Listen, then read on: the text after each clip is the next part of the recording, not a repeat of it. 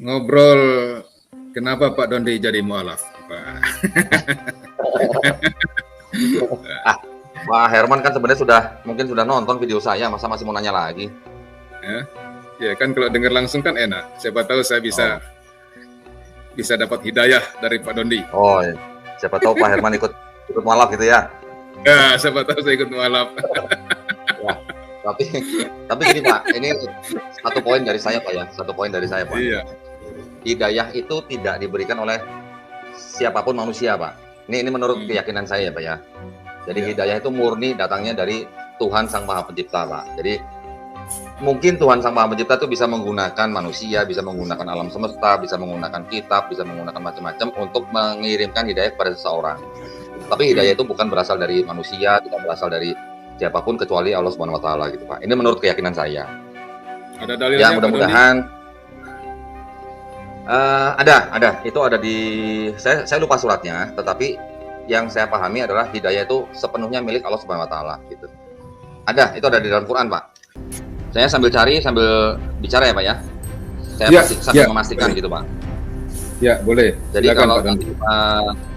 kalau tadi Pak Herman menanyakan kenapa saya mualaf, ya terus terang Pak, saya akhirnya menemukan gitu atau akhirnya bisa membuktikan bahwa Bible yang saya pakai dari semenjak saya kecil ya Pak ya, sampai saya berkeluarga, sampai saya cukup dewasa, ternyata isinya tidak 100% firman Tuhan gitu Pak. Ya. Tidak 100% ya? Ya, tidak 100% firman Tuhan, sehingga menurut saya itu bukan sebagai kitab suci gitu loh Pak. Buat saya gitu ya Pak ya. Ya. Nah, jadi saya melihatnya di dalam kitab suci itu harusnya tidak ada campur tangan manusia, harusnya murni sebagai firman dari Tuhan Sang Pencipta yang memberikan petunjuk kepada manusia ciptaannya gitu loh Pak. Nah, itu secara singkatnya. Tetapi kalau detailnya mungkin nanti kita bisa cerita atau buka-buka ayat di Bible gitu ya, yang mana yang saya bisa tunjukkan, misalnya ayat ini ternyata mungkin sisipan, ayat ini tambahan, ayat ini pinjaman, atau ayat ini tidak asli gitu. Nah, hal-hal seperti itu yang mengganggu iman saya pada waktu saya masih Kristen, sehingga pada saat itu saya memutuskan, ini tidak mungkin firman Tuhan yang murni gitu loh Pak, yang diturunkan Tuhan untuk manusia sebagai petunjuk manusia menjalani kehidupan gitu Pak. Nah Pak, tadi yang Al-Qasas itu saya memberikan nomor ayatnya salah Pak, ternyata bukan 57 ayat 56 Pak, ayat sebelumnya, satu ayat sebelumnya Pak. 56 ya? Ya. 2856 ya? Ya, 2856. Tadi saya bacanya kelewat satu ayat. Ya. Nah, jadi kira-kira secara singkat begitu ya Pak ya. Jadi saya memandang sebuah agama itu dari kitab sucinya gitu Pak, bukan dari pemikiran agamanya gitu. Jadi kan ada agama, ada pemikiran agama gitu kan Pak ya. Nah, jadi yang saya ikuti akhirnya adalah agamanya gitu loh Pak, bukan pemikiran agamanya. Nah, ayat-ayat yang akhirnya saya buktikan di dalam Bible yang tidak otentik, itu yang menjadikan alasan buat saya bahwa selama saya menjadi Kristen, itu ternyata saya mengikuti pemikiran agama daripada gereja gitu loh Pak. Saya ingin mengikuti agamanya, bukan mengikuti pemikiran agamanya begitu Pak. Nanti contoh-contohnya bisa kita cari satu-satu lah Pak, banyak lah ya. Misalnya contoh perayaan Natal misalnya. Perayaan Natal itu tidak pernah diajarkan di dalam Bible kan Pak. Apalagi tanggal 25 Desember kan tidak ada. Tetapi gereja mengadakan acara Natal itu, ditetapkan tanggal 25 Desember itu kan berdasarkan pemikiran agama Pak, bukan berdasarkan Bible gitu loh Pak. Itu hanya salah satu contoh. Kemudian misalnya di dalam Bible kalau kita cari misalnya tidak ada juga perintah untuk beribadah pada hari Minggu misalnya. Tetapi gereja mengadakan kebaktian pada hari Minggu. Mungkin ada kelompok lain yang Advent hari Sabtu. Tetapi kelompok yang mayoritas melakukan ibadahnya hari Minggu. Nah, buat saya itu adalah pemikiran agama lagi gitu. Bukan agama gitu. Nah, jadi kurang lebih seperti itu, Pak. Pertama dari kitab sucinya, saya menemukan ketidakotentikan dari ayat-ayat di dalam Bible. Kemudian juga banyak kontradiksi, Pak, menurut saya ya, Pak ya. Saya sudah cari jawabannya dari pihak kekristenan, dari yang kalangan Indonesia atau yang dari kalangan luar negeri. Akhirnya memang untuk Kristen-Kristen yang jujur mengatakan bahwa memang ada kesalahan gitu. Kesalahannya bisa kesalahan penyalinan, bisa kesalahan tulisan sudah mungkin tidak jelas gitu. Ya. Pak, kemudian setelah itu baru saya ingin mengikuti ajaran agamanya, bukan pemikiran agama gitu, Pak. Pak Herman jangan kaget bahwa di dalam Islam juga banyak, Pak, yang mengikuti pemikiran agama, bukan mengikuti agama gitu, Pak. Ya. Di dalam setiap agama itu pasti ada, Pak, yang namanya agama dan pemikiran agama. Kita harus pisahkan nih, Pak, yang mana agama, yang mana pemikiran agama. Nah, kita tinggal introspeksi kepada kita sendiri, selama ini kita ngikutin agama atau ngikutin pemikiran agama, gitu, Pak. Ya. Jadi ya, secara singkat seperti itulah akhirnya kenapa saya memilih untuk menjadi seorang mualaf, gitu, Pak. Jadi Pak Dondi menjadi mualaf karena mengikuti agama ya, Ya, bukan mengikuti pemikiran agama. ya. Oke. Mm-mm. Terus Pak Dondi silakan. Ya, ya. Saya tinggal balik tanya sama Pak Herman, kenapa Pak Herman sampai sekarang masih belum mualaf, gitu, Pak? Oh, gitu ya. Ya. Iya dong. Kenapa saya belum mualaf? Ya. Ya. Karena saya tidak mengikuti agama dan tidak mengikuti pemikiran agama. Ya. Saya mengikuti Tuhan Yesus sebagai juru selamat saya. Itu Pak Dondi. Itu aja, Pak ya? Itu aja, hanya itu saja. Nah, kalau Tuhan Yesus itu membawa agama apa, Pak? Tuhan Yesus itu dia pembawa agama kebenaran. Di Indonesia diakui nggak, Pak? Di Indonesia agama yang diakui itu adalah Kristen. Oh. Ya. Jadi, tapi di dalam Alkitab yang dimaksud agama itu di dalam Perjanjian Baru ya Pak Dondi ya. Ya. Itu adalah kebenaran atau aletheia dalam bahasa Yunaninya. Jadi yang diajarkan Tuhan Yesus itu yang dimaksud agama adalah aletheia atau kebenaran. Jadi saya mengikuti Tuhan Yesus yang empunya kebenaran itu. Itu Pak Dondi. Ya. Nah, kalau begitu, apakah Yesus mengajarkan kekristenan, Pak? Maksud Pak Dondi kekristenan apa? Nah, kekristenan itu kan berarti kan agama yang melandaskan imannya kepada Yesus sebagai Tuhan dan Juru Selamat, Pak ya? Bukan pemikiran agama. Di dalamnya nanti ada pemikiran agama, Pak. Di dalamnya ada pemikiran agama. Sebab kekristenan itu kan dari kata bahasa Inggrisnya kan Christianity. Ya, Christianity. Ya. Jadi itu semacam konsep sebenarnya. Lebih cocok ke pemikiran agama kalau kita pakai istilah kekristenan. Nah, sekarang kalau begitu, apakah Yesus membawa konsep kekristenan, Pak? Nah, Yesus membawa keselamatan. Bukan membawa, memberi keselamatan. Ya. Dengan cara mati di atas kayu salib, gitu Pak ya? Dengan dua cara, yaitu mengajarkan kebenaran dan menebus manusia dari semua dosa yang dia lakukan. Kalau begitu agama kekristenan itu siapa yang buat, Pak, kalau bukan Yesus? Agama kekristenan? Ya. Agama kekristenan atau maksudnya gimana itu? Karena ini bisa rancu nanti pengertiannya. Agama kekristenan ya gimana maksudnya? Ya, sekarang kita lihat tidak usah jauh-jauh lah, Pak ya. Di Indonesia ada 6 agama yang diakui.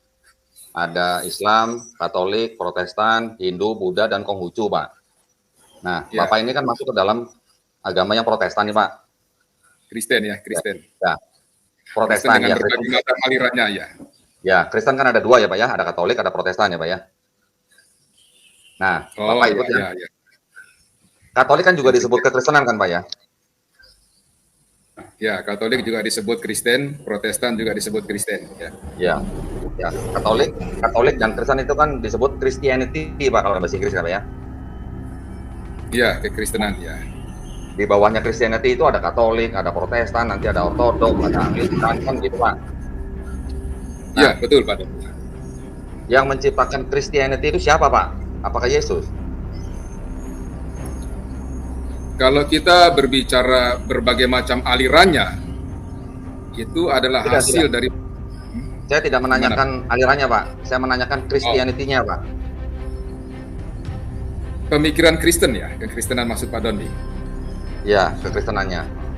Nah, pemikiran Kristen itu kan berarti pendapat Pak, pendapat tokoh tertentu dalam sejarah gereja. Nah, karena itu pendapat tokoh, maka ada banyak perbedaan yang kemudian menghasilkan atau mengakibatkan banyaknya kelompok-kelompok yang berbeda. Itu. Sudah Pak? Sudah. Jadi kalau begitu menurut Pak Herman, Yesus tidak menciptakan kekristenan sebenarnya Pak, atau bagaimana? Yesus, saya sudah bilang di awal, itu mengajarkan kebenaran dan memberi keselamatan. Apakah yang Bapak maksud keselamatan dan kebenaran itu kekristenan Pak? Bukan, karena kan kekristenan kan pendapat tokoh. Kalau begitu kenapa Pak Herman masuk ke dalam kekristenan Pak? Kenapa saya masuk ke dalam kekristenan? Oh, ya, itu karena organisasi saja Pak Dondi yang memang secara legal diatur oleh hukum negara. Tetapi sebenarnya substansinya, ya kalau memang hukum negara tidak memberikan aturan seperti itu, ya saya cukup dengan dua tadi itu. Kenapa Bapak butuh Protestan gitu Pak sebagai organisasi itu? Kalau Bapak menganggap bahwa Yesus tidak menciptakan kekristenan, Yesus hanya menurunkan kebenaran dan keselamatan, ya sudah Bapak tinggal ikuti saja ajaran Yesus gitu. Tetapi kenapa Bapak harus masuk ke dalam Protestan sebagai organisasi yang ditetapkan oleh pemerintah gitu Pak? Bukan saya membutuhkan organisasi Pak, negara yang mengharuskan adanya organisasi. Kalau Bapak tidak masuk ke dalam Protestan, apakah Bapak tidak bisa mengajarkan kebenaran dan keselamatan yang Bapak anggap dari Yesus itu Pak? Bisa. Bisa.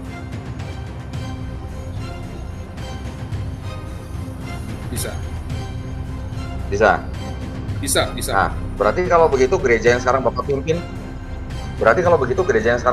hanya kedok atau bagaimana Pak? Bukan kedok, tetapi itu mengikuti hukum yang ada di negara kita. Oke. Tapi kalau Bapak bilang itu adalah hukum, sedangkan di bawah hukum itu ada Protestan, ada Katolik, terus kemudian menurut Bapak Protestan dan Katolik itu yang termasuk disebut sebagai Christianity itu tidak berasal dari Yesus, untuk apa Bapak ikuti gitu loh kalau cuma hanya hukum dari pemerintah? Toh Bapak bisa mengajarkan di luar organisasi itu kan Pak? Nah, saya tidak mengikuti itu Pak Dondi, tetapi negara yang mengharuskan itu. Karena memang hukumnya demikian. Iya, saya paham. Saya paham, negara membuat aturan agama yang diakui ada Katolik, ada Protestan. Keduanya ini adalah institusi ya Pak ya? Institusi yang diakui oleh negara, gitu kan? Iya. Tetapi kan tadi Bapak mengatakan bahwa Yesus tidak membawa kekristenan kan Pak? Ya, yang membawa kekristenan adalah tokoh yang berbeda-beda pendapat. Ya, sekarang institusi-institusi ini kan adalah semuanya menurut Bapak itu adalah hasil pemikiran agama, gitu kan Pak? Tokoh-tokoh pendapat dari tokoh-tokoh gitu ya. Betul, nah, Pak Dondi. Berarti kalau begitu, yang dibawa oleh Yesus ini dipahami berbeda-beda dong Pak oleh tokoh-tokoh yang mendirikan Katolik dan Protestan, gitu ya Pak ya? Betul sekali Pak Dondi. Pemahaman para tokoh ini berbeda.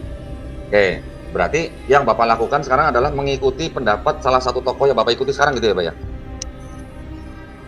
Saya mengikuti mereka ketika itu bersesuaian dengan ajaran yang ada di Alkitab.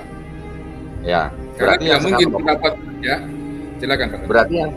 Berarti yang sekarang Pak Herman ikuti itu adalah tokoh yang menurut Pak Herman sesuai dengan Alkitab gitu ya Pak ya. Betul, betul. Maksudnya Sedangkan tokoh secara organisasi ya. ya. Ya, organisasi ya. Ya. Nah, tokoh itu siapa Pak yang Bapak ikuti itu Pak? Kalau di gereja kami, Pak Dondi, itu mengikuti aliran Calvinis. Calvinis. Ya. Jadi yang Bapak ikuti adalah Calvin ya Pak ya? Iya, teologi dasarnya itu Calvin. Ya. Nah, Calvin ini kan hidupnya di abad keberapa Pak? Ini kan adalah orang yang mungkin hidup di abad pertengahan, ya Pak ya, yang bedanya jaraknya jauh sekali dengan Yesus gitu Pak. Bagaimana Pak Herman bisa memastikan pemikiran Calvin ini yang sesuai dengan yang dibawa oleh Yesus gitu Pak? Bagaimana bisa memastikan? Kan kita cross-nya ke kitab suci Pak. Ya. Itu saja Pak ya? Itu saja. Jadi cross-checknya ke kitab suci. Oke, berarti Bapak juga sebenarnya sama dengan saya. Bapak juga sebenarnya artinya berlandaskan atau berdasarkan kepada kitab sucinya kan Pak ya? Betul, betul. Nah, sekarang menurut Pak Herman, apakah Bible itu murni firman Tuhan Pak? Bible itu berisi firman Tuhan dan kisah hidup orang-orang terkait dengan firman itu. Nah, kalau Bible itu firman Tuhan, Pak, apakah ada kesalahan, Pak, kalau firman Tuhan? Kalau firman Tuhan tidak ada kesalahan. Tidak ada kesalahan. Iya. Tidak ada kontradiksi ya, Pak ya? Tidak ada kontradiksi. Kalau firman Tuhan ya. Oke. Ya. Oke. Tetapi maksudnya yang dimaksud dengan firman Tuhan ini yang menurut Pak Herman ini berapa persen, Pak? Artinya dalam satu Bible kan kita tahu ada perjanjian lama, ada perjanjian baru ya, Pak ya?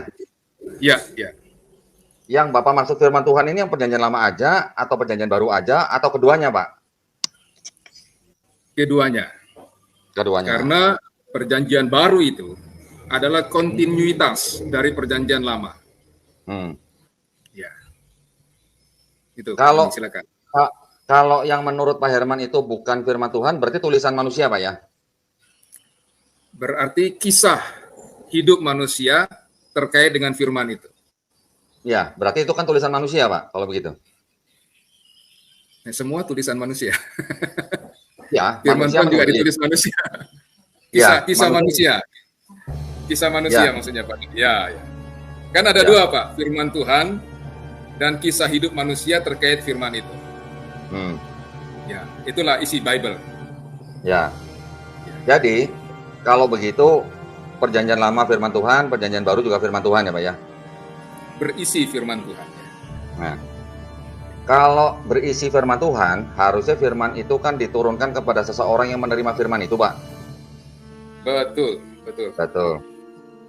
Terus penulisnya kitab Ayub, Hakim-Hakim, 1 dan 2 Samuel, dan kitab Ibrani itu siapa, Pak? Kalau menurut dokumen yang tersedia dan yang saya ketahui, ya, kayak kitab Ayub, ya penulisnya Ayub sendiri. Kalau kitab Ibrani, ya para ahli perjanjian baru berpendapat kemungkinan itu adalah Rasul Paulus. Nah, sedangkan 1 Samuel dan lain-lain itu bisa dikonfirmasi ke teman-teman yang penganut agama Yahudi. Mungkin saja berbeda dengan pendapat kami sebagai orang Kristen. Ya. Ternyata, Pak, saya menemukan dari websitenya kekristenan sendiri ya, Pak ya, bahwa penulis kitab-kitab Rut, Ayub, Hakim, 1-2 Raja-Raja, 1-2 Samuel, dan Ibrani di Perjanjian Baru, itu ternyata tidak diketahui. Nah, bagaimana Bapak bisa menerima kitab yang penulisnya tidak diketahui, Pak? Yang cara bilang Bapak tidak diketahui firman Tuhan bagaimana gitu, Pak, maksud saya? Yang bilang tidak diketahui siapa, Pak? Saya tunjukkan ya, Pak ya, websitenya ya. Ya. Boleh, Pak Ini yang Doni. ini yang membuat Alkitab digital loh Pak, Sabda loh Pak. Ya, ya, silakan Pak Doni.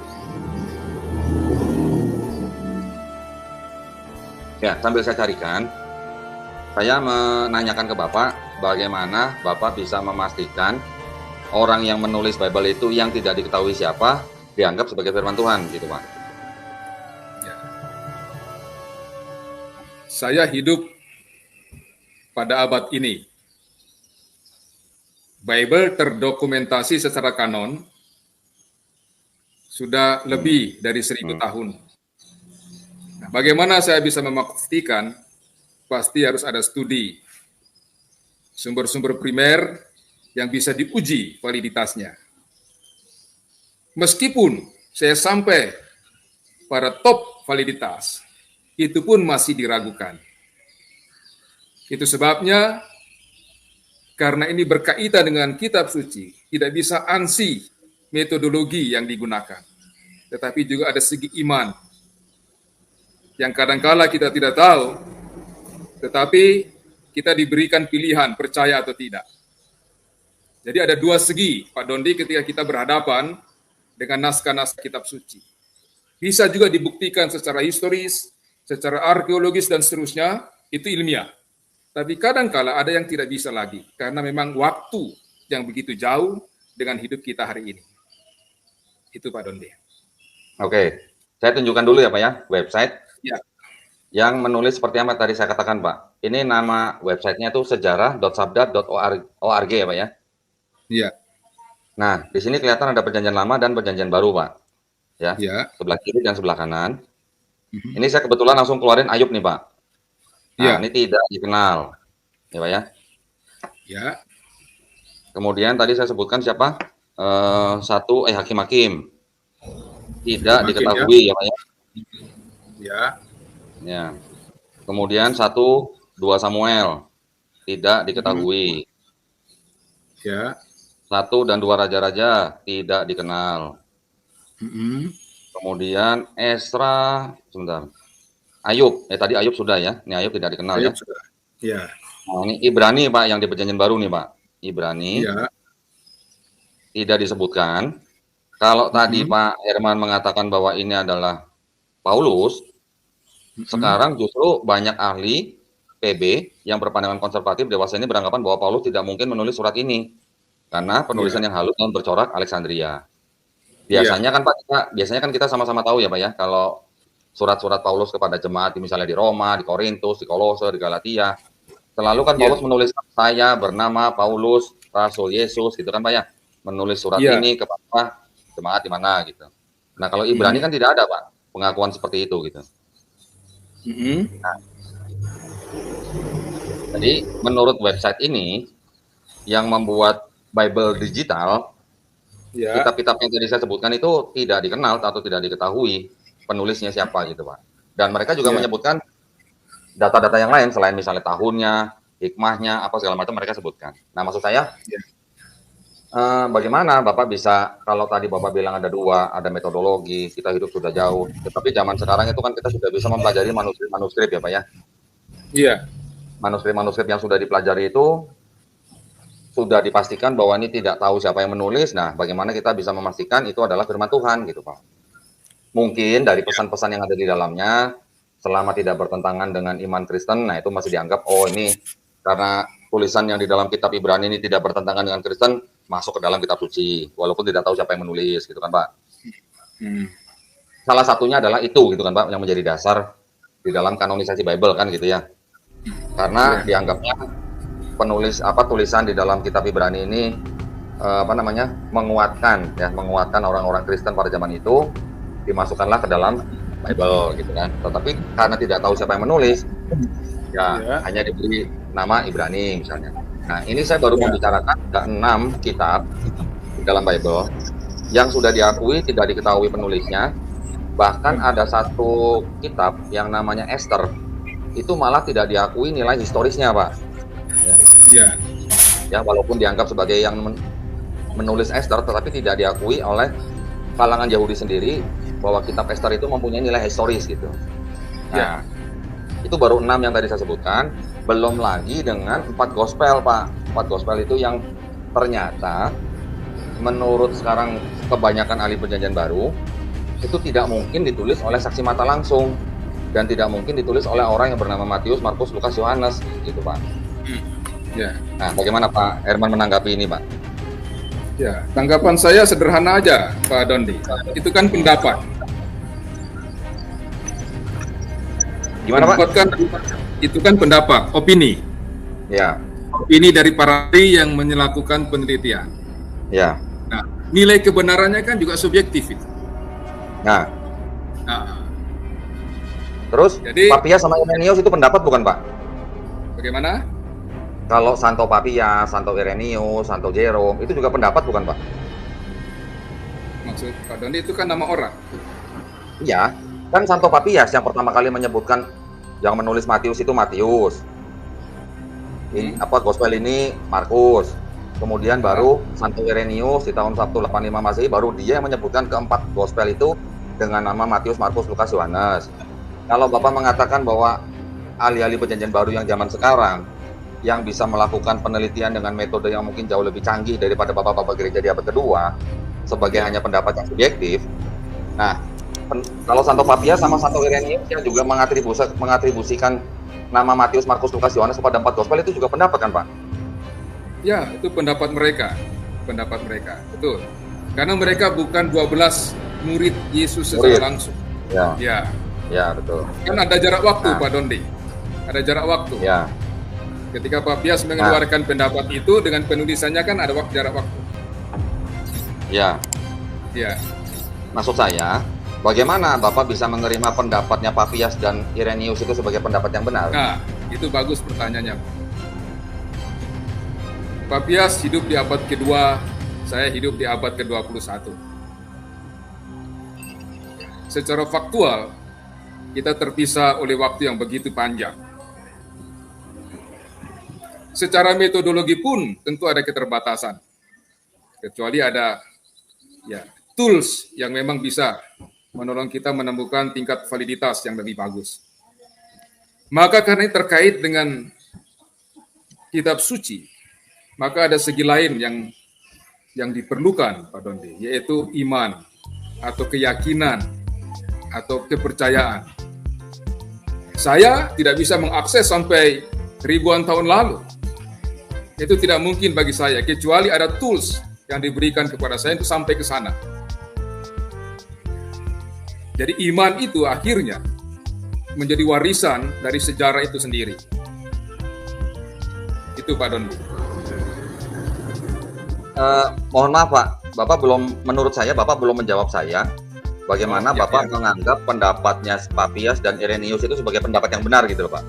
Sebenarnya gini Pak, ini mohon maaf ya Pak ya. Kalau masalah iman dengan sesuatu yang ilmiah, itu kan sebenarnya sesuatu yang bisa dipisah gitu loh Pak. Betul.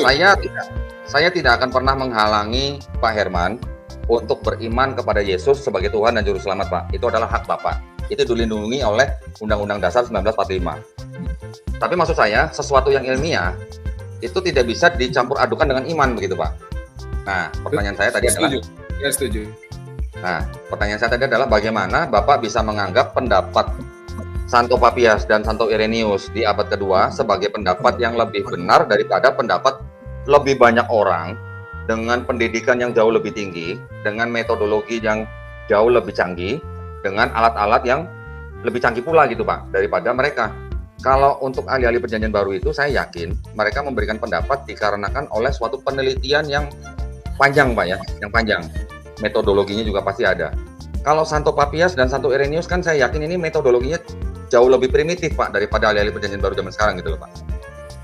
Nah, apalagi ahli-ahli perjanjian baru zaman sekarang, selain juga mereka meneliti manuskrip yang masih bisa diteliti, mereka juga meneliti dari gaya bahasanya begitu Pak. Tetapi kalau dari Papias dan Irenaeus ini kan hanya berdasarkan hearsay gitu loh Pak. Warisan pendapat. Ya? Warisan. Ya, tradisi lah Pak, tradisi lah. Ya, tradisi yang diwariskan dari generasi ke generasi. Betul. Nah, bagaimana Bapak bisa menganggap sebuah tradisi yang Bapak sendiri bilang tadi jauh sekali jaraknya dengan kita, dengan orang-orang sarjana perjanjian baru yang devoted Pak, devoted terhadap profesi mereka, meneliti manuskrip, meneliti gaya bahasa dan sebagainya, dan bisa mengambil kesimpulan yang menulis itu bukan saksi mata langsung gitu Pak. Silakan Pak. Ya, mereka para peneliti ini juga bukan saksi mata langsung. Betul. Ya kan? Betul. Mereka menggunakan mata langsung saya menulis sendiri Pak gospelnya. Ya, mereka menggunakan metodologi yang pasti jauh lebih canggih toolsnya. Tetapi untuk membenarkan pendapat mereka, kan tidak bisa ansi ilmiahnya itu Pak. Saya mencatat kalimat Pak Dondi yang panjang itu. Pak Dondi 2 kali mengatakan saya yakin. Saya yakin. Yakin itu kan iman Pak, percaya. Betul? Kalau Papias yang hidupnya abad kedua, pendapatnya diragukan. Lalu Pak Dondi mengatakan bahwa saya yakin pendapat orang-orang expert zaman ini lebih bagus validitasnya. Itu kan yang membedakan toolsnya. Tapi dari segi kronologi waktu, Papias jauh lebih akurat. Karena jaraknya lebih dekat dari saksi mata. Itu Pak Dondi. Tetap Pak Dondi mengatakan saya yakin ada unsur kepercayaan di situ. Berkaitan dengan para pendapat itu. Silakan Pak Dondi. Nah, kalau tadi saya bilang saya yakin Pak, itu kan karena saya sudah membaca metodologi mereka, caranya seperti apa yang mereka pelajari, apa yang mereka bandingkan, apa yang mereka lihat, apa yang mereka pegang gitu loh Pak. Sekarang kalau Bapak bilang para ahli perjanjian baru zaman sekarang itu bukan saksi mata langsung, Papias dan Irenaeus juga bukan saksi mata langsung Pak. Nah, tetapi maksud saya Pak Dondi.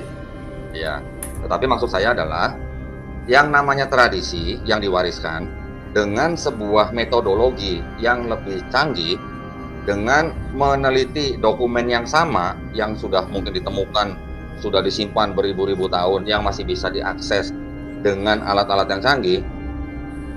Apakah menurut Bapak yang tradisi ini lebih unggul daripada yang mempunyai tradisi yang mempunyai metodologi yang ilmiah lebih canggih gitu loh Pak? Kalau hanya kedekatan itu saja, kalau hanya kedekatan, toh mereka juga bukan saksi mata langsung gitu Pak. Silakan Pak. Iya. Tadi Pak Dondi sudah menyinggung salah satu kitab di Perjanjian Baru yaitu kitab Ibrani. Iya.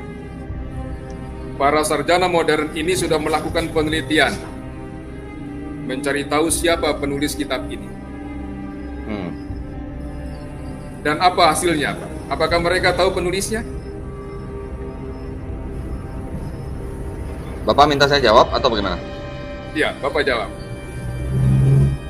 Oke. Apakah mereka tahu siapa penulis kitab Ibrani? Namanya tidak ada, Pak.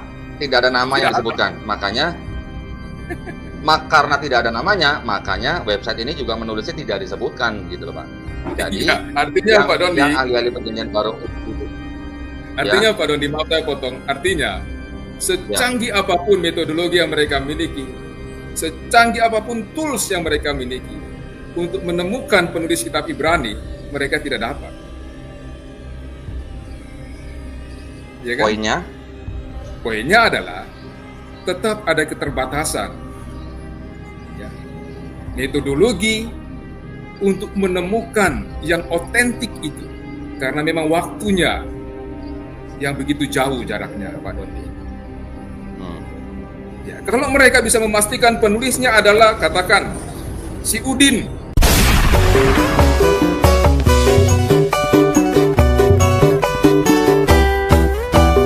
Ngarang ceritanya itu.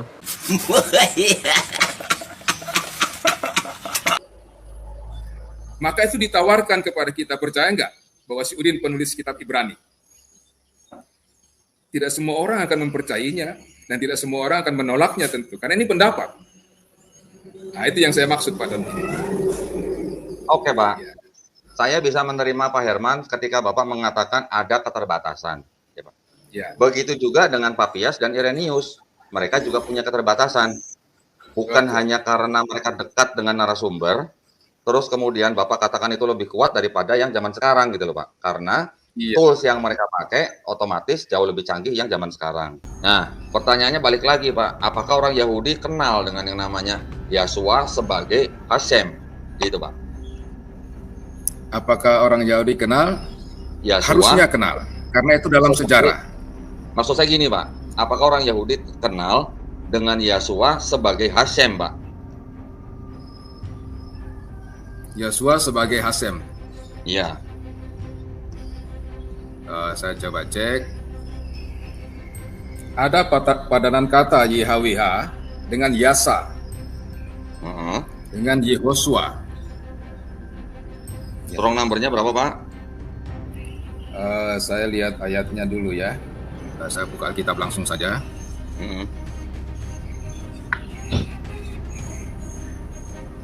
Keluaran 17 ayat 9. Ya. Saya buka bible.com ya, Pak, ya, Bible Hub ya. Silakan, Pak. Keluaran 17 ayat 9. Itu ada kata Yosua, Yehosua. Ya. Sama nggak, Pak? Kemudian di strong number dengan tetragrammaton. Nama Yosua sendiri itu diartikan Tuhan yang menyelamatkan. Paham, Pak, paham. Maksud saya, Yehosua yang Bapak tadi berikan kepada saya itu, strong number-nya nomor berapa, Pak? 3091 ya, Pak? 3091. Oke, kalau tetragrammaton, strong number-nya berapa, Pak? Sebentar ya. Ya. Saya buka dulu. Lanjut ini, Pak. Bukan closing statement ini, Mas. Saya mau berhenti, Pak Dondi mau lanjut.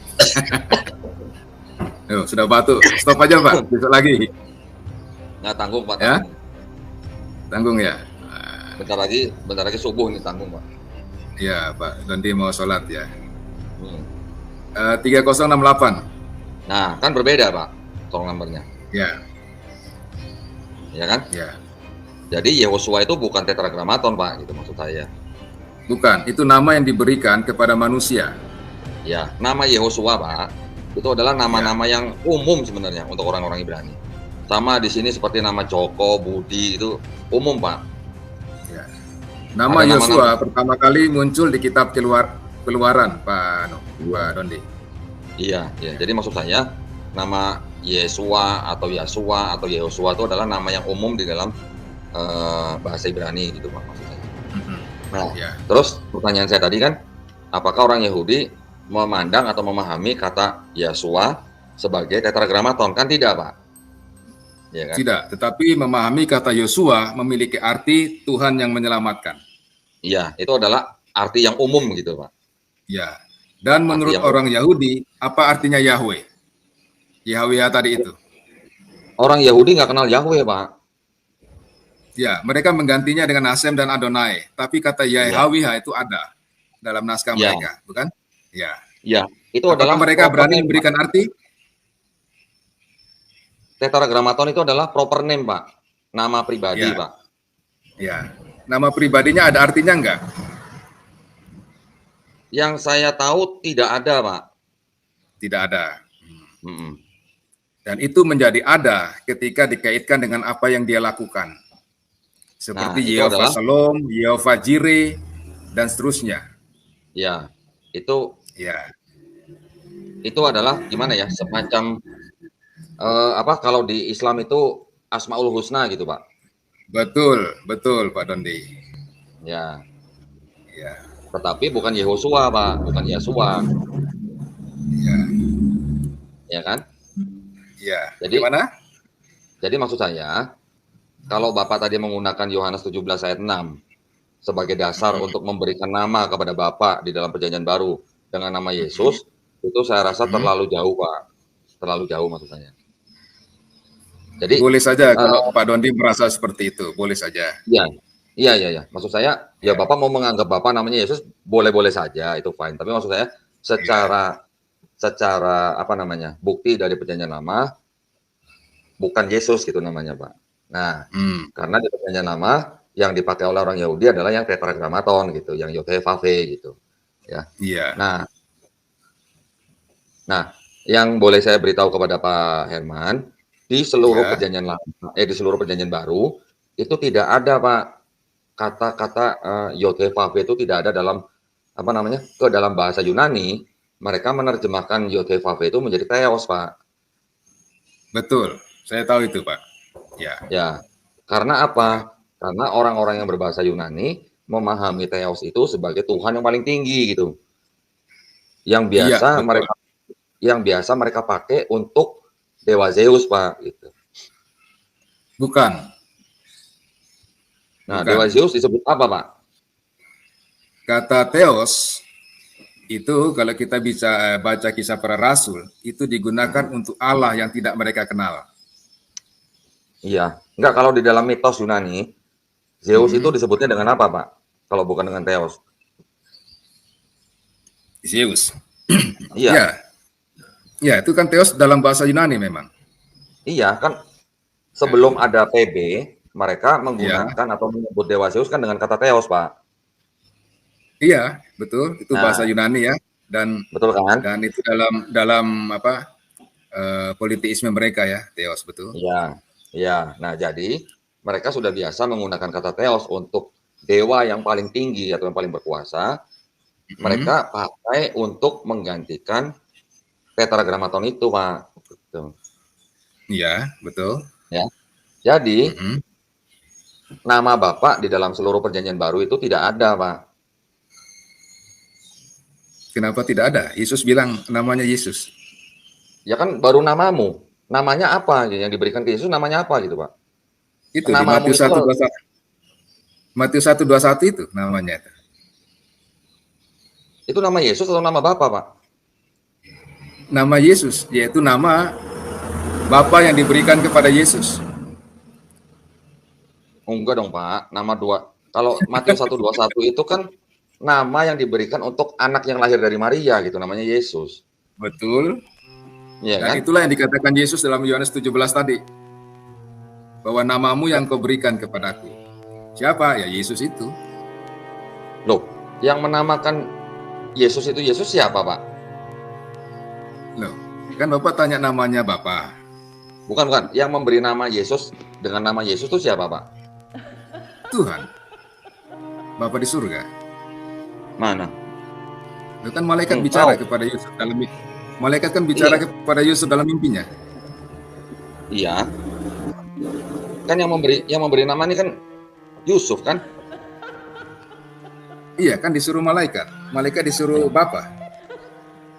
Terus apakah Bapak yang menyuruh malaikat beritahu Yusuf untuk memberi nama anaknya Yesus? Iyalah, kalau nggak Bapak lalu Nah, siapa? nah, mana ayatnya, Pak? Nggak ada kan, Pak? Loh, tadi Matius 1:21 itu. Bukan, maksud saya perintah Bapak kepada malaikat untuk memerintahkan Yusuf memberi nama Yesus dengan nama Yesus gitu, Pak. Kan nggak ada seperti itu.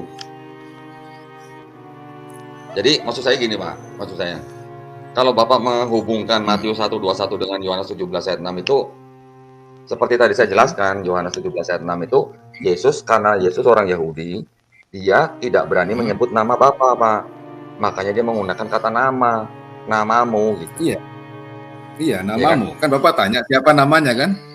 Ya, tapi karena Yesus orang Yahudi, Yesus pasti tahu tetragrammaton dong, Pak. Tahu. Nah, kita tadi sudah cek, sudah sepakat bahwa nama tetragrammaton yang ada di perjanjian lama yang diketahui oleh Yesus itu adalah Yod-Heh-Vav-Heh, bukan Yahosua, Pak. Kan gitu. Kan, karena strong number-nya beda. Iya. Ya kan? Iya, kan Yeshua kan artinya Tuhan yang menyelamatkan. Iya, tapi kan strong number-nya beda, Pak, dengan Yod-Heh-Vav-Heh. Tuh, memang beda. Nah, jadi yang namanya yang dipakai untuk Hashem tuh yang 3068 atau 3091, Pak? Yang tadi di berapa itu? Yang Yosua-nya berapa tadi? Saya sudah tutup. 3091. Ya, yang YHWH-nya kan beda lagi kan? Strong number-nya. 3068. Iya. Ya. Makanya, Iya. karena beda, kan berarti nggak mungkin namanya Tuhan yang di perjanjian lama dengan 3091. Nah, jadi kenapa makanya, tidak mungkin? Karena Yesus tahu orang Yahudi tidak mungkin menyebutkan 3068, Pak. Makanya dia menggantikan dengan namamu, Hashem. Yohanes 17 itu kan adalah perbincangan pribadi Yesus dengan Bapa. Bukan declare nama Bapa kepada banyak orang. Iya. Betul. Justru maksud saya, Karena di perjanjian lama, nama Yahosua dengan Yod-Heh-Vav itu mempunyai strong yang beda. Dan Yesus tahu tidak boleh menyebut nama Bapa. Iya. Makanya Yesus menggunakan kata namamu. Iya. Nah, namamu ini berarti kan yang tidak boleh disebutkan namanya oleh orang Yahudi, Pak.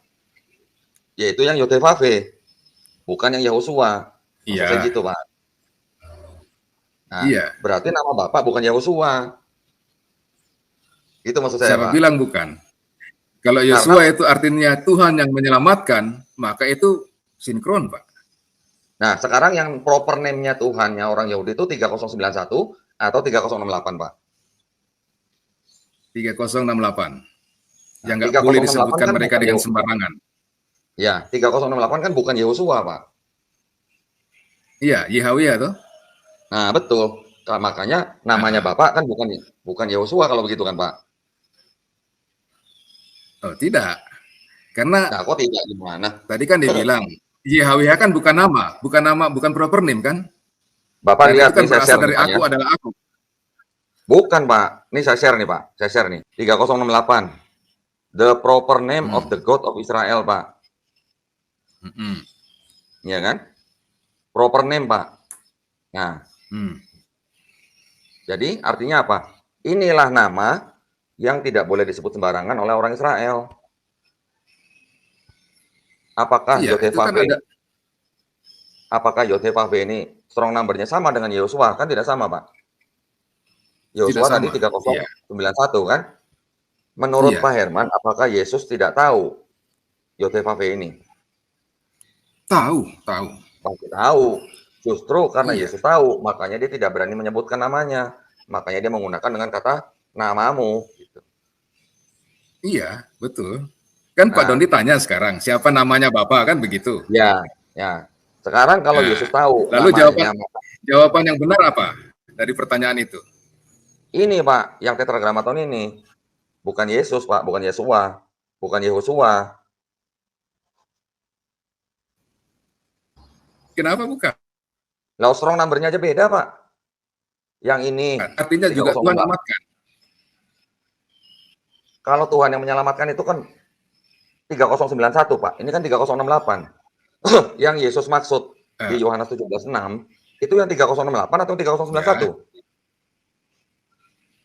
Yang Yesus maksud adalah 3091. Yaitu namamu yang engkau berikan kepadaku. Jadi nama Bapa yang diberikan kepada Yesus itu siapa? Ya Yesus itu. Kan begitu, Pak. Sekarang 3091 proper name-nya Tuhan Israel bukan, Pak? Kalau dia artinya Tuhan yang menyelamatkan, maka dia proper name. Nah, kita lihat Pak sekarang. Ya, sekarang kita lihat. 3091. Proper name bukan, Pak? Ya. Yehosua, the Lord is salvation. Itu proper name bukan, Pak? Yang mana yang nggak kelihatan? Itu yang di atas tuh, Pak. Di atas tuh, di bawahnya strong concordance. Ini bukan proper name daripada Tuhan Israel, tetapi proper name dari orang-orang. Tetapi ini proper name dari manusia gitu loh, Pak. Seperti misalnya penerus Musa. Dari Yesus, dari Yosua kan? Ya, misalnya penerus Musa, Yosua. Tetapi ini kan, Bapak lihat yang di atas tuh, Pak. Bukan proper name God of Israel. Oke. Ya kan? Yang proper name God of Israel kan yang 3068, Pak. Iya, Yahweh toh? Ya. Nah, sekarang bagaimana Bapak bisa bilang kalau yang dimaksud namamu yang Yesus bilang itu yang 3091, padahal Yesus pasti tahu yang namanya Tuhan Israel itu pasti yang 3068, Pak. Oke, sekarang saya tanya Pak Dondi. Dalam kalimat Yohanes 17 itu, Yesus bilang, namamu yang kau berikan kepadaku. Siapakah nama Bapa yang diberikan kepada Yesus? Kalau pemahaman saya, Yesus orang Yahudi, dia tahu nama Tuhannya orang Israel, maka yang dimaksud dengan namamu itu adalah yang tetragrammaton ini, Pak. Enggak, pertanyaannya bukan di situ. Siapakah nama Bapa yang diberikan kepada Yesus? nama Bapa yang diberikan kepada Yesus. Ini nama Bapa yang diberikan kepada anaknya Bunda Maria. Kan beda sama Yohanes 17:6, Pak. Tuh, makanya Kalau di ini dalam, pertanyaan. saya coba memahami ya Pak ya. Kalau di dalam Matius Ya. 1 ayat 21, yang nama dipakai itu adalah yang 3091. Kita pakai angka aja sekarang, Pak. Ya. Ya. Nama yang diberikan kepada Yesus di dalam Matius 1:21 adalah yang 3091. Tetapi Iya. nama yang dimaksud oleh Yesus di dalam Yohanes 17 ayat 6 itu adalah 3068. Tidak. Yang dimaksud oleh Yesus dalam 17, Yohanes 17 itu adalah Yehosua itu. Jadi maksud Bapak, Yehosua memberikan nama kepada Yehosua gitu. Bapa memberikan nama Yesus kepada anaknya Bunda Maria. Oke. Ya. Dan dalam Yohanes 17 yang disebut namamu itu adalah nama yang diberikan Bapa kepada anaknya Bunda Maria. Itu maksud saya, Pak Dondi. Jadi Yehosua memberikan nama Yosua kepada Yosua gitu, Pak. Ya, Bapa memberikan nama Yosua kepada anaknya Bunda Maria. Oke? Dengan nama Yosua. Yosua, ya, Yehosua. Nah, sekarang dibalikkan pertanyaannya. Menurut Yohanes 17, siapakah nama Bapa? Maka ketika membaca kalimat itu, maka namanya adalah Yehosua. Artinya Tuhan yang menyelamatkan. Itu Pak Dondi maksudnya. Nah, berarti kalau begitu Bapa yang dimaksud oleh Yesus itu bukan Tuhannya bangsa Israel, Pak. Kenapa bukan? Karena namanya Tuhan bangsa Israel itu yang Yotevave, Pak, bukan yang Yehosua. Namanya Tuhan bangsa Israel banyak. Ya, salah satu Bisa, yang paling kudus kan. Bisa El Sadeh, bisa Yehovah Jireh, bisa El Olam, banyak. Nah, kalau Yehosua namanya Tuhan bangsa Israel bukan, Pak? Yosua adalah nama yang diberikan Bapa kepada Yesus. Pertanyaan saya, apakah Yehosua itu proper name God of Israel? Yosua dalam perjanjian lama itu adalah nama yang diberikan kepada abdinya Musa. Ya. Apakah Yehosua yang punya strong number 3091 itu proper name-nya Tuhannya bangsa Israel? Di dalam perjanjian lama, nama Yosua tidak langsung ditujukan kepada nama Tuhannya bangsa Israel. Tidak, itu tegas itu. Sekarang karena nama Yosua kan muncul pertama kali di Keluaran, ya. Ya, sekarang siapa proper name-nya Tuhannya bangsa Israel, Pak? Banyak, Pak. Ini kan 3068 kan? Ya, Yehovah, tanpa kaitan dengan apa yang dilakukan, ada yang dikaitkan juga. Ya. Itu maksudnya, Pak. Ya. Nah, jadi 3091 bukan proper name-nya Tuhan bangsa Israel kan, Pak? Itu proper name-nya Abdi Musa. Ya, bukan proper name-nya Tuhannya bangsa Israel kan, Pak? Di perjanjian lama, bukan, ya. Oke, bukan ya Pak ya, setuju ya kita ya, bukan ya. Karena kan Bapak menunjukkan ke Yahweh tadi kan, Yahweh ya kan? Iya. Jadi 3091 bukan proper name-nya Tuhannya bangsa Israel ya Pak ya? Ya, itu proper name-nya Abdi Musa. Ya, bukan proper name-nya Tuhannya bangsa Israel ya Pak ya? Tuhannya Musa gitu, bukan ya Pak ya? Bukan. Ya. Oke. Kalau Bapak bilang 3091 bukan proper name-nya Tuhannya Musa, berarti kalau Bapak bilang Yesus mengatakan nama yang diberikan kepada Yesus itu adalah 3091, berarti Bapaknya Yesus di perjanjian baru itu beda dengan Tuhannya Musa, Pak. Kenapa beda? Karena Tuhannya Musa proper name-nya adalah 3068. Oke, kepada Musa memberi nama itu. Ya kan? Ya, kepada Abraham memberi nama apa? El Shaddai bukan? Ya, beda kan? Iya, maksud saya gini. Yang jelas. Iya, yang jelas kan gini, Pak. Enggak, yang jelas kan gini. Apakah Yehosua itu dengan El Shaddai sama, Pak? Ya. Apakah Yehosua dengan El Shaddai sama? El Shaddai kan artinya Tuhan Allah yang Maha Kuasa. Iya, yang diberikan kepada Abraham apa, Pak? Tadi Pak Dondi bilang El Shaddai. Ya, apa saya salah namanya yang diberikan kepada Abraham?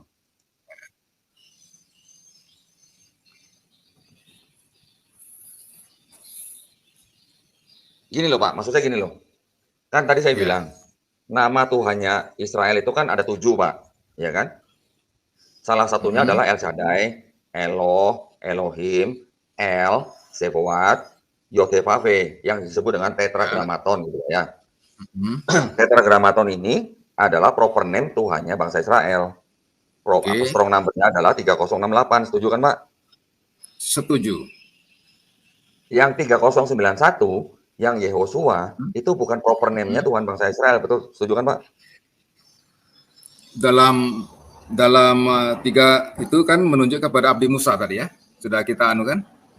Ya, tetapi bukan proper name Tuhan bangsa Israel kan Pak? Bukan, itu kan menunjuk Abdi Musa kan? Oke. Sekarang tadi Bapak bilang nama Bapak yang diberikan kepada Yesus adalah Yehosua, betul kan Pak? Betul. Berarti Bapaknya Yesus bukan Tuhannya bangsa Israel, setuju nggak Pak? Kalau Pak kesimpulannya ke situ, saya bilang salah. Karena Bapak menggunakan Yehosua yang 3091, bukan 3068. Nama Allah kan banyak. Kalau kita Bapak lagi bicara sebentar. Ya. Kepada Musa, Allah menyebutkan namanya YHWH. Kepada Abraham, Allah menyebutkan namanya siapa? Menurut Bapak siapa? Nah, menurut Pak Dondi aja. Tadi kan saya sebutin El Shaddai, Pak. Nah, beda kan namanya? Iya, terus kenapa? Nah, kalau beda, apakah bukan berarti itu, maaf kalau saya pakai kata oknum yang berbeda? Tidak. Tidak, ya. Sekarang kepada Yesus, kepada anak Bunda Maria, Bapa memberi nama Yesus, yaitu namanya yang diberikan kepada anak Bunda Maria. Ya, jadi Bapa memberi nama dirinya adalah Yesus, Yehosua. Ya. Nah, kalau begitu apakah salah Bapa memberikan namanya Yehosua? Nah, pertanyaannya adalah nama yang diberikan ke Bapa kepada Yesus itu yang Yehosua atau yang Yotevave, Pak? Yehosua. Yehosua strong number-nya berapa Pak tadi Pak? Nah, sudah kita ulangi, Yehosua itu menunjuk di perjanjian lama adalah Abdi Musa. Ya. Nama 30 strong number 3091 Yehosua itu nama pribadi Tuhannya bangsa Israel atau bukan, Pak? Nama pribadinya Abdi Musa. Saya tanya, ya 3091 itu nama pribadi Tuhannya bangsa Israel atau bukan, Pak? Saya jawab dari tadi bukan, Pak. Itu nama abdinya Musa. Oke, berarti kalau bukan, berarti nama yang diberikan Bapak kepada Yesus itu nama yang bukan nama aslinya Bapak. Kalau begitu, kalau Bapak mau bilang Bapaknya Yesus dengan Tuhannya bangsa Israel sama. Sedangkan nama Tuhannya bangsa Israel itu adalah yang 3068, Pak. Kenapa bukan? Karena Yehosua artinya Tuhan yang menyelamatkan. Bukan soal artinya, Pak. Strong number-nya lihat. Strong number-nya lihat, Pak. Strong number-nya. Tidak. Pak Dondi terikat kepada strong number. Justru Pak itu Dondi, yang memisahkan, Pak. Tidak. Pak Dondi tidak melihat kisahnya, tapi terikat pada strong number-nya. Justru saya menggunakan strong number untuk membedakan mana yang proper name Tuhan bangsa Israel, mana yang proper name abdinya Musa, Pak. Saya setuju dengan itu. Nah, kan Pak Dondi kesimpulannya nama Bapak itu bukan Yehosua kan? Iya. Nah, sementara Bapak sendiri menyatakan namanya Yehosua kepada anak Bunda Maria. Bisa paham? Kalau begitu. Nah, kalau Bapak mau menyatakan begitu, berarti Bapaknya Yesus beda dengan Tuhannya Israel, Pak. Kenapa beda? Karena Tuhannya bangsa Israel namanya bukan Yehosua, tapi Yotevave ini, Pak. Namanya kan juga Yehova Jireh. Kan namanya El Olam. Iya, banyak nama. Kan tadi kita udah setuju. Kan kita tadi udah setuju bahwa Yehosua bukan proper name-nya Tuhan bangsa Israel. Betul, setuju. Nah, ya sudah. Berarti kalau itu bukan nama yang diberikan, bukan nama Tuhannya bangsa Israel, bagaimana dia bisa memberikan yang bukan nama dia kepada Yesus gitu loh, Pak? Duh, makanya tadi sudah saya jawab, Pak Dondi. Bapak itu kan punya banyak nama. Iya. Dalam kisah kelahiran anak Bunda Maria, Bapak memberikan namanya, yaitu Yehosua, kepada anaknya Bunda Maria. Itu yang saya maksudkan. Jadi menurut Bapak itu adalah namanya Yehosua. Iya. Yang strong number-nya 3091. Kalau Pak Dondi merujuk ke perjanjian lama tadi, itu strong number-nya. Oke. Nama itu dipakai oleh Yosua dalam perjanjian lama Oke. juga. Oke, berarti Bapak bilang Bapak di perjanjian baru nama pribadinya adalah 3091, oke? Iya, Sedangkan Tuhannya bangsa Israel itu proper name-nya atau nama pribadinya yang 3068, Pak, bukan 3091. tidak masalah, Berarti, tidak masalah. nah, berarti pertanyaannya, apakah 3091 itu merupakan salah satu nama daripada Tuhannya bangsa Israel? Ya, ini pertanyaan bagus. Saya jawab ya. Di mana, Pak? Tunjukkan. Nah, itu diperkenalkan Bapa kepada Yesus, Di kepada perjanjian lama. bangsa Israel, kepada bangsa Israel melalui kelahiran anaknya Bunda Maria itu. Yang saya tanya di PL, Pak, bukan di PB, Pak. Oh, enggak ada. Kalau di PL enggak ada. Nah, Kan sudah kita nah, bahas tadi, enggak ada. nah, berarti 3091 itu bukan salah satu nama Tuhannya bangsa Israel. Di PL, iya.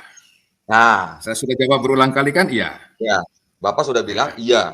3091 bukan salah satu nama Tuhan bangsa Israel. Terus Bapak dibilang di perjanjian baru, Bapak memberikan nama yaitu 3091 kepada Yesus. Berarti kalau saya bilang Bapak di perjanjian baru dengan Tuhannya Israel, oknum yang berbeda, Pak. Karena itu bukan namanya Tuhan bangsa Israel. Kenapa oknum yang berbeda? Nah, itu bukan Dalam namanya, kisah, Pak. Kan itu bukan namanya, Pak. bukan nama yang terdapat di perjanjian lama, nama yang terdapat di dalam perjanjian baru. Loh, kalau Bapak bilang itu adalah nama di perjanjian baru, sedangkan Ya. 3091 bukan salah satu nama daripada Tuhannya bangsa Israel, berarti oknumnya Ya. beda, Pak. Bedanya di mana? Lah namanya aja beda. Yang satu Yotevave dengan strong number 3068, yang satu 3091, yang mana itu adalah nama daripada abdinya Musa. Oke. Sekarang saya akan lari ke Islam. Apa? Lari ke Islam. Ya. Ya. Siapakah nama Tuhannya Nabi Muhammad? Allah.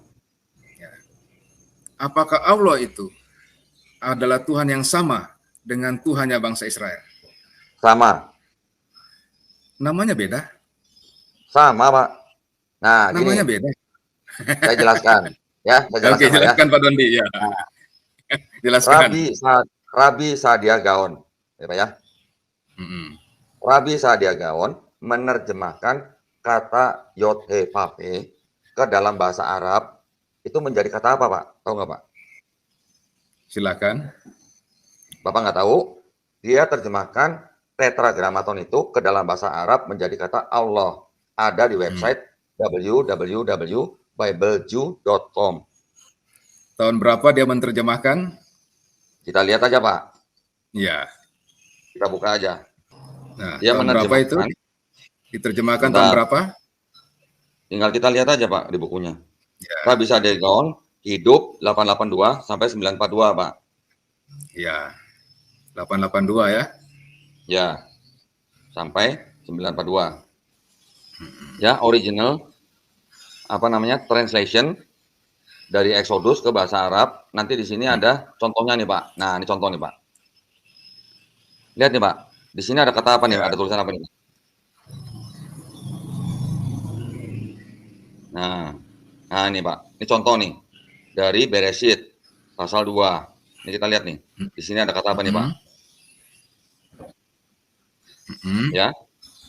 Ini pertama, bukti pertama yang saya bisa tunjukkan, Pak, ya. Yang kedua, ada sebuah kamus bahasa Arab yang namanya Kamus Al-Munjid.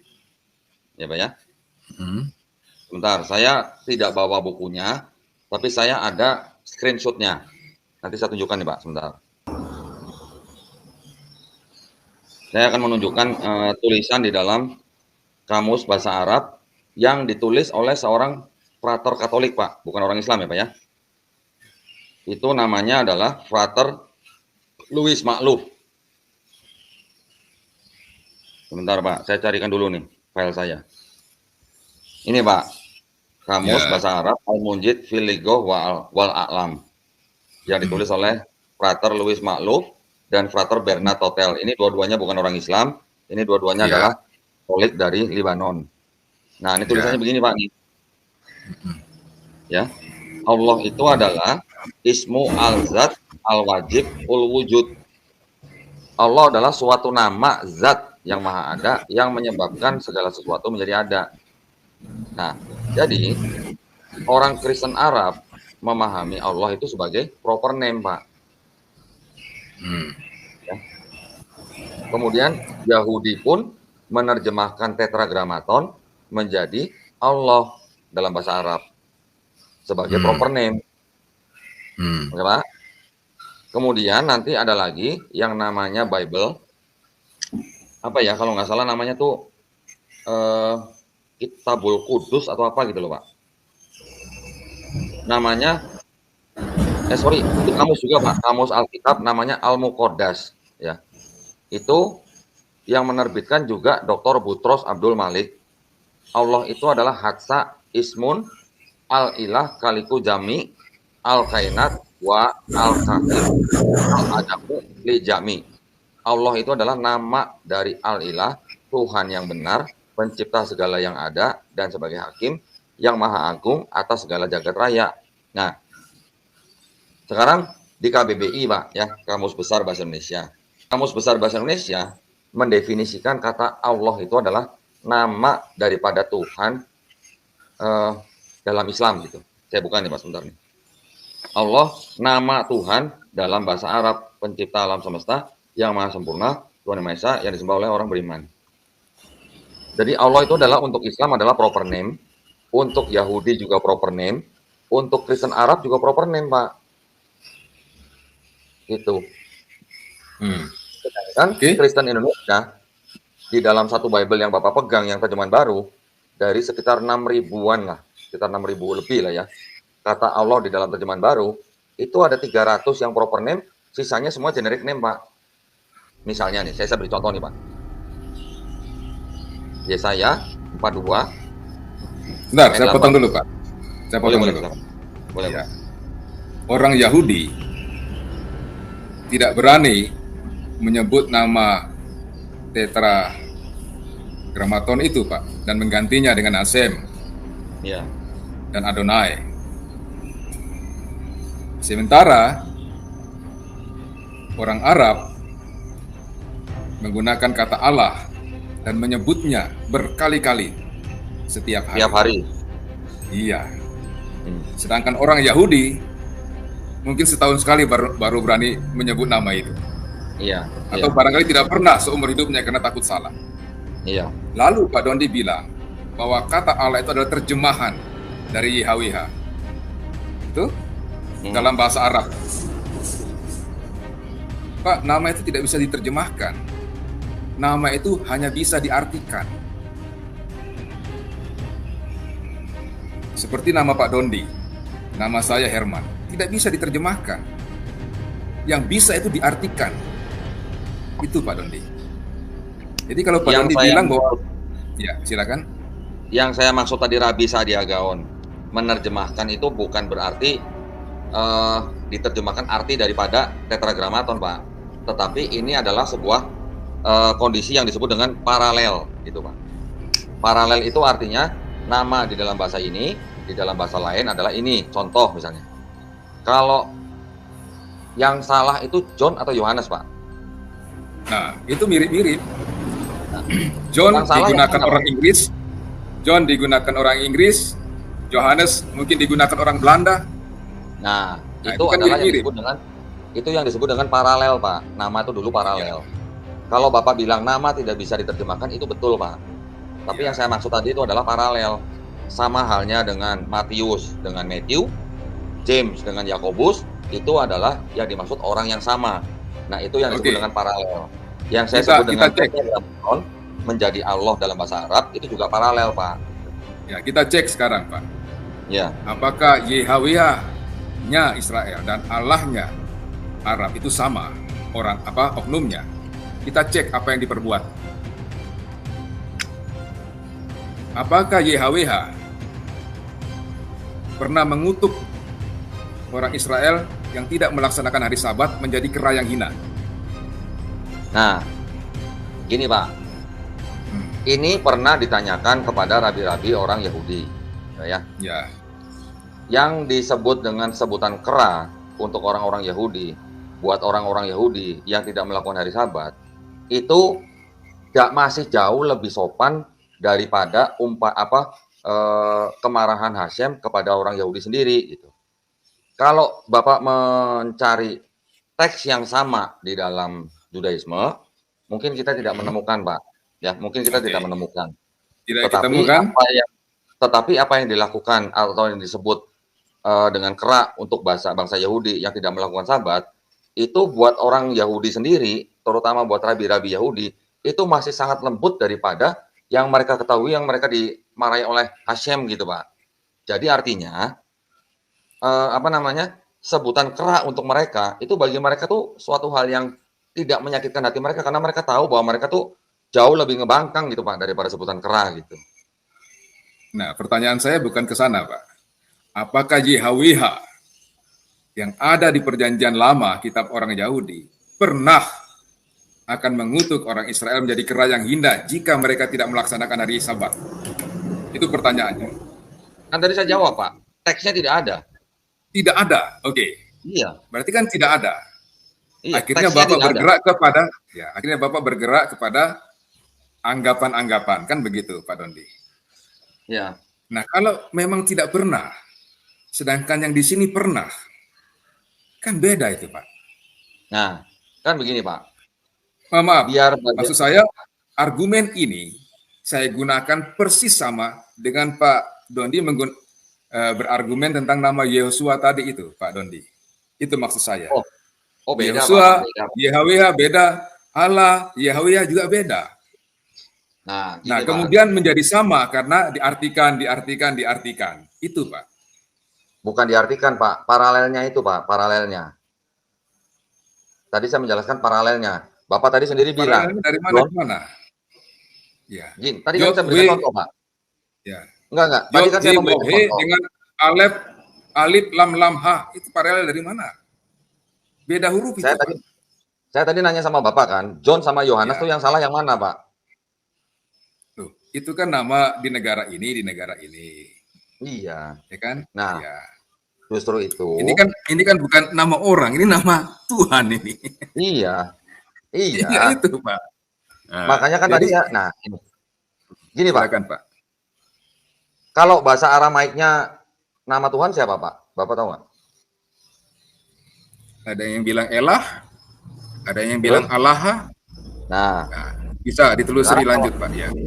Ya, kalau Allah dengan Allah dekat kan, Pak? Ya, dekat. Hanya beda huruf A di belakangnya gitu loh. Ya. Jadi kalau Bapak memperkarakan Yod He Vav He dengan kata ALLAH, karena yang Yod He Vav He ini dari bahasa Ibrani yang mempunyai huruf yang berbeda dengan huruf Arab, terus Bapak nanya paralelnya dari mana? Saya rasa juga nggak sana, Pak. Ya.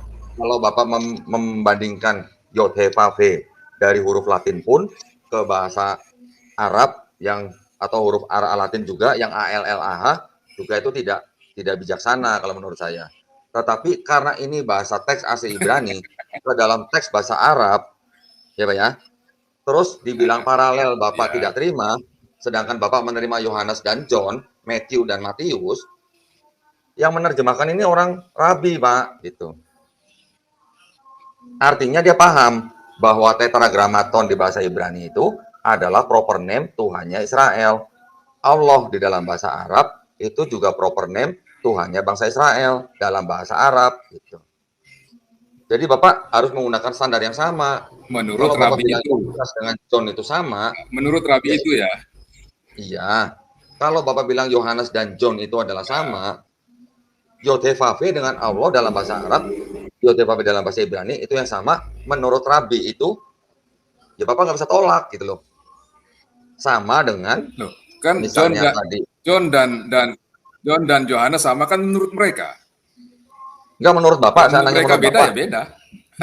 Enggak menurut Bapak sama apa beda? Menurut saya sama karena menurut mereka sama. Nah, iya. Menurut saya sama karena menurut mereka sama, gitu. Karena itu kan bukan sekarang arti, pertanyaannya, Pak. Menurut Rabi sama, apakah menurut Musa sama? Menurut Musa yang di mana nih? Oh, putus. Halo? Kan nama Yahweh kan diperkenalkan Allah kepada Musa, Iya, bukan kepada Rabi itu. iya. Nah, itu maksudnya Pak Dondi. Jadi Nah, terus paralel menurut si Rabi, bukan menurut Musa, kan begitu. kalau menurut Musa apa, Pak? Ya itu Yahweh itu. Terus kalau Rabi itu lebih punya otoritas atau enggak, Pak? Terhadap Dia punya Taurat. otoritas. Dia punya otoritas dari mana terhadap Taurat? Nah, yang punya otoritas terhadap Taurat siapa, Pak? Yang Kan punya tadi kita udah otoritas setuju. adalah Tuhan dan Musa, kan? Enggak, sekarang orang Mereka ini kan Yahudi. yang menerima, yang mewarisi, yang menerjemahkan, yang menafsirkan dan sebagainya itu, Pak. Bukan, maksud saya orang Yahudi, kan tadi kita udah bilang, orang Yahudi lebih punya otoritas terhadap tanah kan, Pak? Ya, dibandingkan orang Kristen, kan? Iya, iya. Nah, kalau dibandingkan Sekarang, dengan Musa bagaimana? loh, sekarang kalau menurut Bapak, Musa menulis Taurat. Ya, Iya.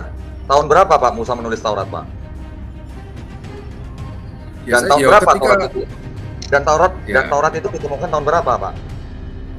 saya Atau tidak ditulis tahu tahun berapa? ditemukan tahun berapa ya. Saya tidak tahu. Itu bisa Nah, di riset itu. ya, Kalau bukan Musa, hidupnya lalu abad siapa? keberapa, Pak? Musa itu Ya, hidupnya abad keberapa? Musa hidupnya abad keberapa? iya ya sebelum Masehi ya. Jauh, Pak, sebelum Masehi, Pak. Abad Iya kan keberapa di Firaun, kira-kira, Pak? di Mesir dia hidup. Abad keberapa? Nanti saya harus cek ulang itu Pak Dondi. Abad 14-15, Pak. Oke, ya. Nah, tanah ditulis tahun berapa, Pak? Menurut Menurut Pak Dondi sarjana-sarjana. tahun berapa? Ya. Menurut Yang Bapak Pak tahun Dondi berapa? temukan tahun berapa? Yang saya tahu ditemukan paling awal itu tahun 600 sebelum Masehi, Pak. Oke, berarti ada selisih berapa tahun? Nah, hitung aja, 700-800 tahun. Apakah Musa hidup 800 tahun?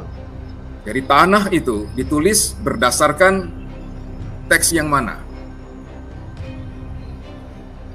Maksud Bapak? Tanah tanah tanah tahun 600 itu ditulis berdasarkan teks yang mana? Teks tahun berapa? Disusun ulang oleh Ezra, Pak.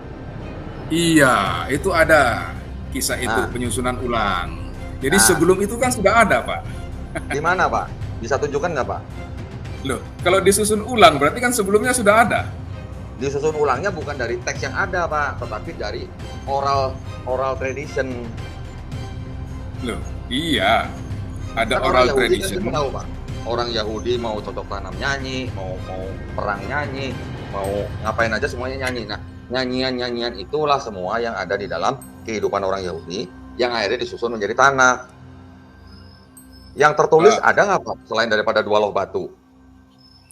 Pak, di Keluaran 17 ayat 14, Tuhan sudah memerintahkan Musa untuk menulis.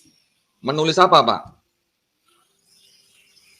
Tuliskanlah semuanya ini dalam sebuah kitab Ya, menulis sebagai apa, tanda Pak? peringatan.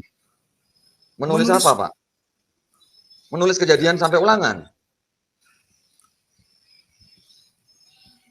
Dalam Apakah ayat ini menulis kisah tentang kemenangan orang Israel melawan orang Amalek dalam ayat 14 ini ya.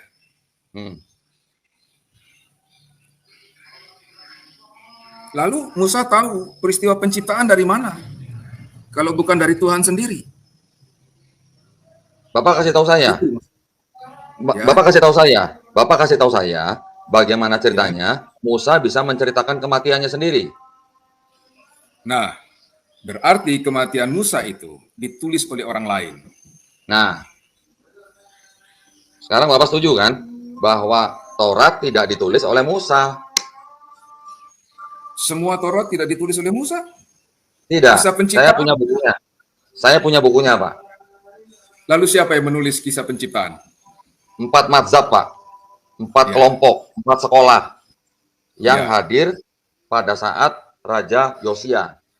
Ya, pada saat terus sampai ke zaman pembuangan di Babel, yang mana di dalam Kejadian, Keluaran, Imamat, Bilangan, Ulangan, itu ada 4 sumber, Pak. 4 sumber. Yang pertama, sekolah atau kelompok Yahwis. Yang kedua, kelompok Elohis.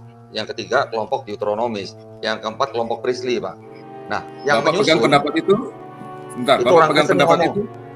Ya, Itu Bapak yang pegang ngomong orang pendapat Kristen. itu? Iya, Enggak, maksudnya Bapak itu yang percaya ngomong itu? orang Kristen, Pak.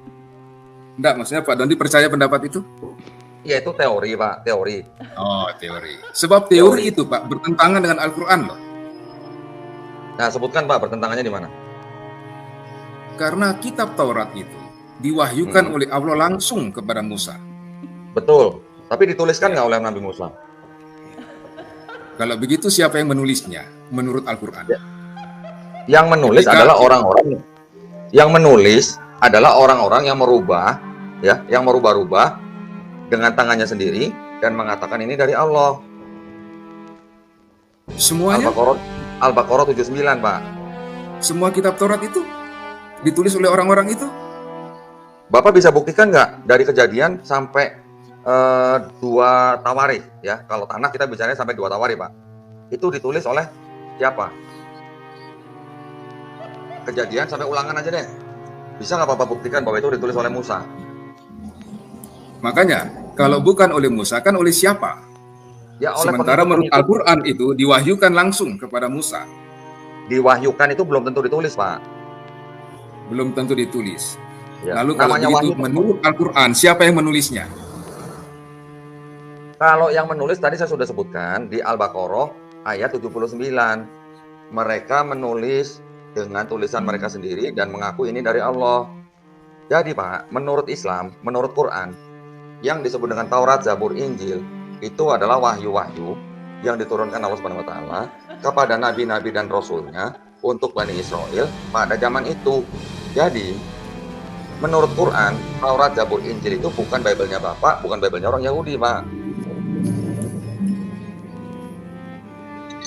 Jadi, menurut Quran, tidak ada Taurat yang benar karena sudah dipalsukan oleh orang-orang itu.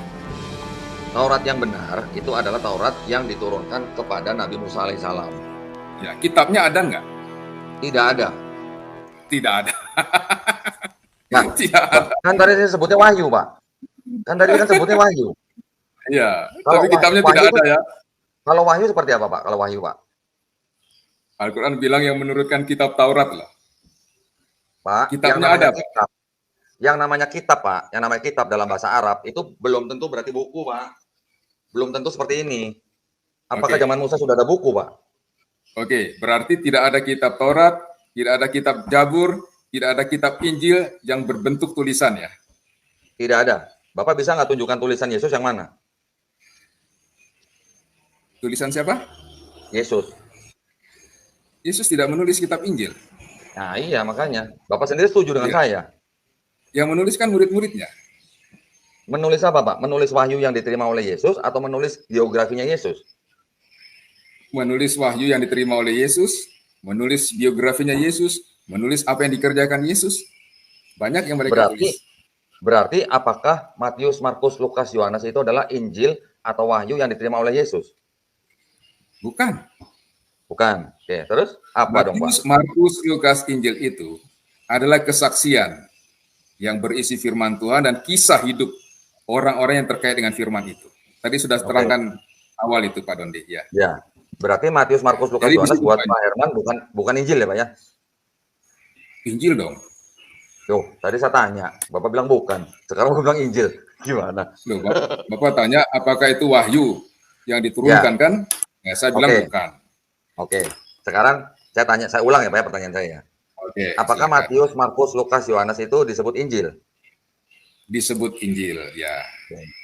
Apakah yang disebut Injil dengan Matius, Markus, Lukas, Yohanes itu adalah Injil yang diterima oleh Yesus? Tidak.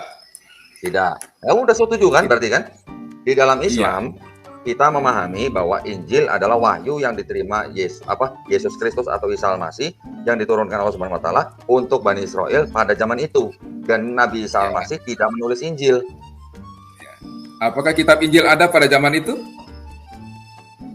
Maksud Bapak kitab Injil tulisan siapa? Kitab Injil entah tulisan siapa, tapi adakah kitab Injil dalam bentuk buku pada zaman itu? Kalau yang disebut dengan Injil tunggal itu tidak ada. Ya. Kalau Tidak yang ada, disebut ya. dengan Injil banyak jamak Ya. itu ada banyak. Ya.